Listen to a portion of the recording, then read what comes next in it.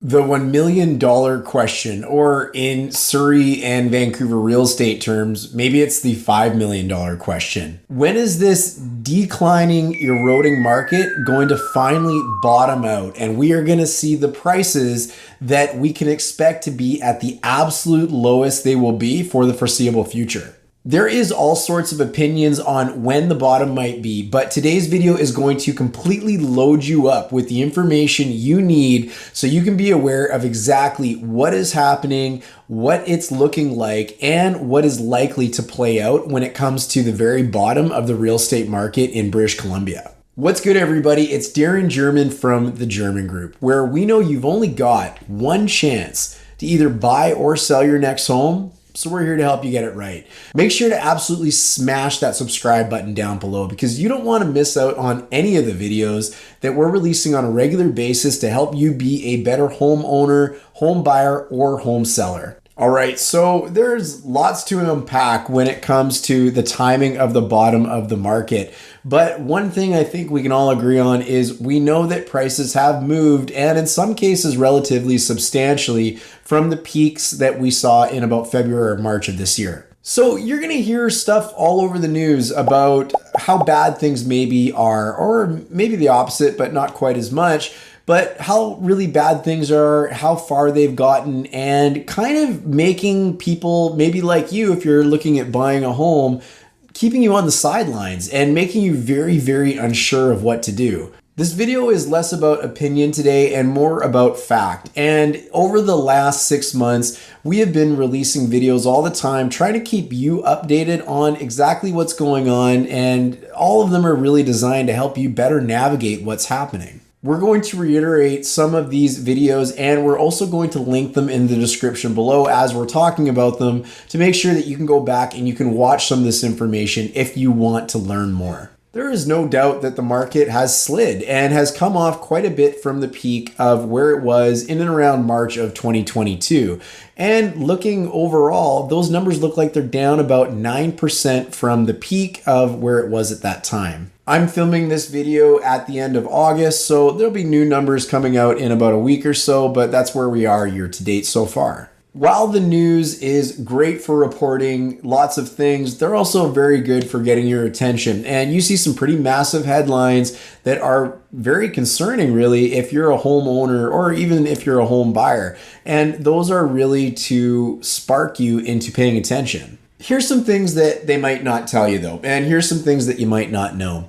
We did a video a few months back ago called How Long Did It Take Our Market to Recover? Where we wanted to look at the last three, call it recessions that we experienced in residential real estate in our marketplace, and how long did it go from peak to trough, and how long did it take our market to recover? As promised, you can find this video in the description below. So we have dealt with three major, call it corrections in our marketplace in roughly about the last 20 years. And the first one was, of course, 2008, where we saw the global meltdown of the financial system, which impacted real estate all over the world.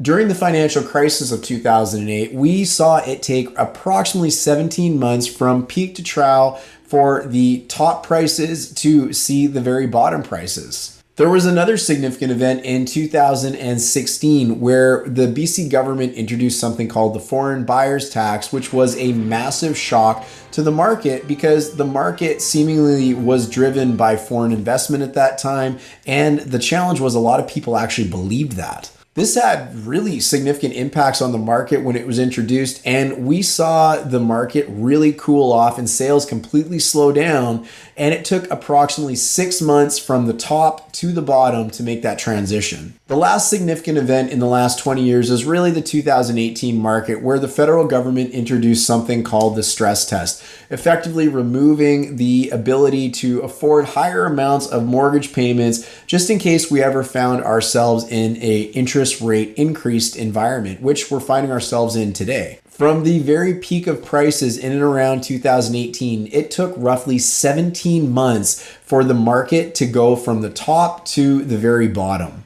Now, if you're playing along at home, you will recognize that this is roughly on average about 10 months that it took for these last three significant events to go from top to bottom. Some of them, of course, took longer. Some of them were much, much shorter. And there's some things we're going to talk about at the end of the video that you're going to want to consider as you're making your decisions. But to put things into perspective, we are about 6 months in from the peak of the market to where we are today. So we've been living in this environment for 6 months already, just 4 short months away from the average of when we start to see prices begin to increase again, at least in the last 3 significant events in the BC real estate market.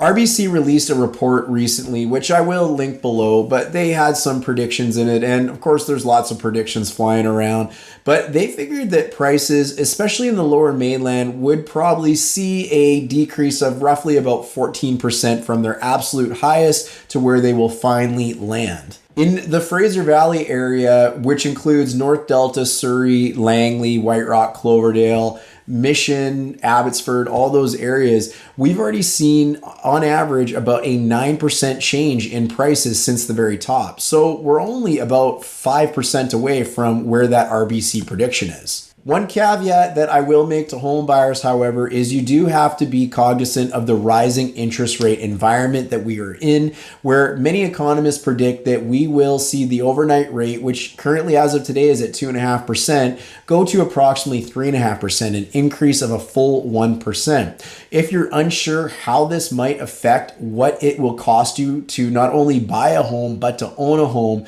you will definitely want to check out one of our recent videos where I break down just how much extra that amount on a mortgage really costs people.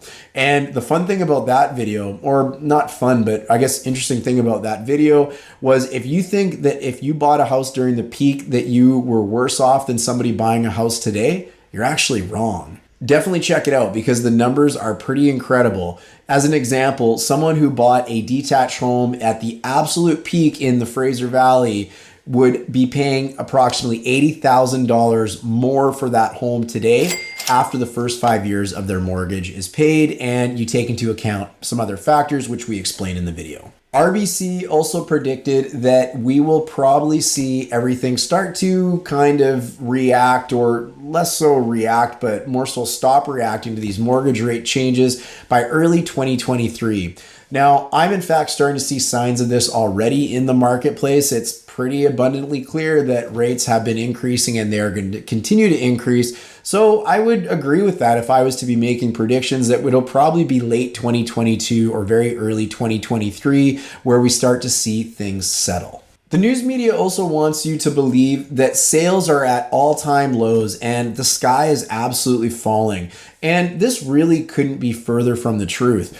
We took the last 10 years of year-to-date information and ran them all into the computer to see exactly what the sales look like as of the end of July for the last 10 years. You'd probably be interested to know that 2022 year to date is actually number 6 out of 10 for the most sales in the year up to the end of July. This is beating out 5 of the previous years in the last 10 where they had sales under where we are today. The other interesting fact is if you take the 10-year average and you compare it where we are today, we're just 710 units shy of being equal to the 10-year average for sales in the entire Fraser Valley. This doesn't necessarily reflect a market that is in utter turmoil in terms of properties transacting. And there's lots of people clearly by looking at that graph that have decided that it is a good time to be buying a home for various reasons. So those are some numbers about what's really going on in the marketplace and just a bunch of information to generally help you figure out where the bottom might be.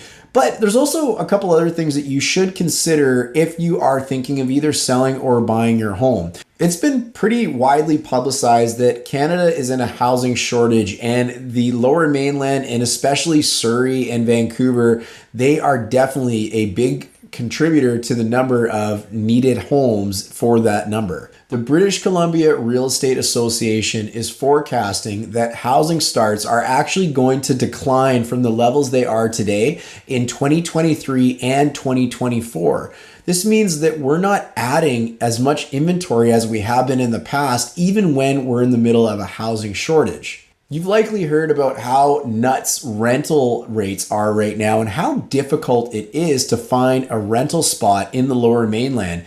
And the reason for this is really quite simple. Many of the people who would love to buy a home maybe can't anymore because they wanted to originally buy and prices went quite high. And then prices started to soften, but mortgage rates started to climb, which has really impacted their affordability probably more than the higher prices ever did, because the amount of money they need to qualify for a mortgage is incredible. This means they are pushed to the rental market. So not only do we have people that want to buy that have major challenges being able to do so, we've got lots of people relocating to BC and immigrating to BC because it's such an amazing place to live. And while we're on the topic of rates, it feels like rates are quite high right now, but I want to put it into perspective for everybody watching about just how high the rates really are, because we tend to have a very short memory with things, especially in real estate, that we think what happened yesterday is going to happen again today. And as an example, we've had ultra low interest rates since the pandemic started, but those interest rates were for a worldwide pandemic. They were very temporary and they were meant to stimulate the economy because of how crazy everything was due to being shut down because of the pandemic. So the rate feels high right now, but let's put it into perspective. The 2008 financial crisis, which wiped a ton of money out of people's equity based on what it did to home values alone, forget about stock markets and all that sort of thing. We are at interest rate levels that are still below where the interest rate levels were during the 2008 financial crash, where the government was trying to stimulate the economy. That's right, stimulate the economy. This means they had reduced the rates from where they were to levels higher than where we are today, just to get people and encourage people to buy more real estate, and which would help the economy. I'm going to leave you with a thought, and the thought is, what happens when we hit the bottom? Regardless whether it's today, whether it's 4 months from now, 17 months from now, one of the challenges is we just really never know once the bottom is hit until it's too late and it's already started to move back up. This video today was produced in the hopes to give you some information to look at everything from a little bit of a higher level with maybe a little more of a clear view to make decisions for you about how long it might really take for us to not only hit bottom, but also recover from that bottom. Many times when people try and time things, the challenge is it's already too late because by the time they find out about it, it's already started moving back up. That's it for today's video, everyone. I hope you got some really good information that maybe you didn't hear before, and I would love to know what you think. Please leave some comments in the description below and let me know what you think is going to happen, where you think the market is headed, and when you think the best time to buy or sell a home might be. And while you're clicking around down there, there also is a link to my calendar. For those of you that are looking to either buy or sell a home, you can schedule time to speak directly with me, where we'll let you know all about the specific things you need to know for your neighborhood of interest or where you're living, and also help you formulate your plans so you have much higher chances of success when the time comes. Again, everybody, I'm Darren German with the German Group. You've only got one chance to either buy or sell your next home, so we're here to help you get it right. Thanks for watching, and we'll look forward to seeing you in the next video. Cheers.